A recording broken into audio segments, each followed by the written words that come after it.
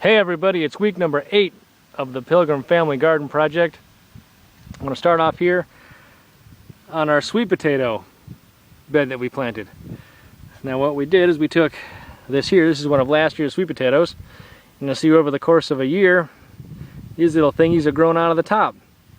Now how we get more potatoes is we dig a trench in the ground, put these in here, the whole potato, let these guys, we'll point these up, they'll grow to the top like this, and they'll sprout, they'll turn green. You'll see I've got about 50 feet of them here. There's maybe, say, 75 or more potatoes planted down in the ground. And these green tops was what we call draws. And when I get about 125 of them, is what I'm going to need, 125 to 150, we'll take them to another area, plant them in the ground, the draw itself in the ground, and from that the new potato plant will grow, and you can cut draws off of that and continue the crop for that year. This little guy here, he doesn't look it, but he's 80 years old. This particular strain of heirloom sweet potato was local. It's been going in one family, and he's spread it to other families for the last 80 years. We're very thankful to have those. It works very well here in Georgia. Onions, we don't need onions, but we've got them. We got a whole bunch of them. We had a problem yesterday. The wind erosion had exposed the top of the onions, and so we were able to hill them up, cover up the top of the onion to protect them for a little longer until we need them.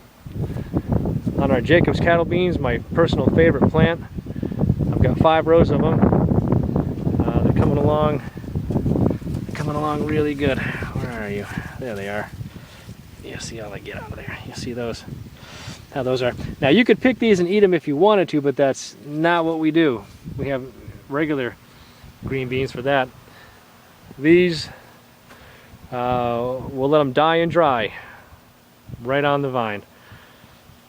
And we'll either pick the plant, the whole plant, rip it right out of the ground once they're dried out and bring it inside, or you pick them one at a time and you shell the dried beans out of the pods, and you save half of them for seed and half of them you eat.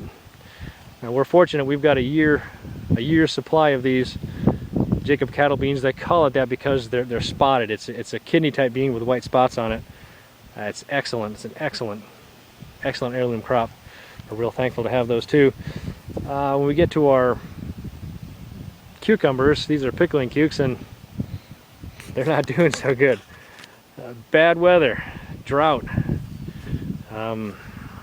Cucumbers like an even supply of water to grow. Well, let's go to the far side here where they're growing a little better. A little wetter here, I guess. Let's take a look. There's got to be one in here. So here's one.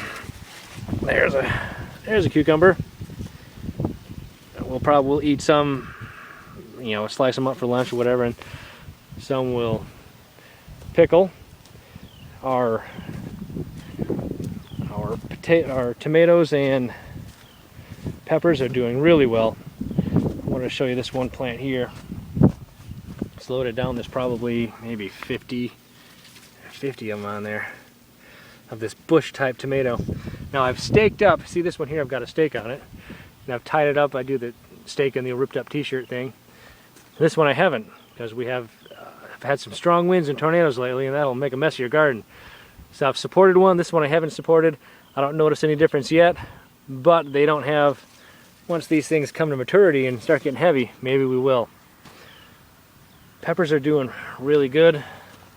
Let's get a close up of these. This is a banana pepper, and boy, they need to be picked. They need to be picked today. Here's some more there. See what they look like. We're going to pick them today. Same thing with our, let's take a look at there you are. Green bell pepper. He's got to go today. This is a local tomato grown from seed, as opposed to the bush type. This one I have to stake up and tie up, and it's slow getting going, but they were, like I said, they're grown from seed, so it can take a little while to get them going.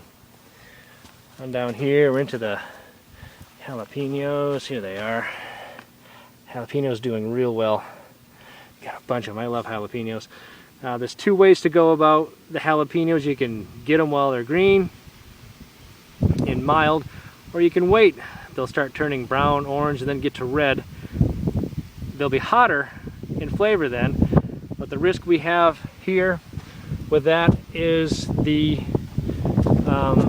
jalapenos rotting on the vine. Sometimes they'll rot, go bad on you. So it's a gamble. Do you want to let them get really hot, or do you want to get them before they rot? Hot or rot. Here in our green beans, you'll see them on the ground.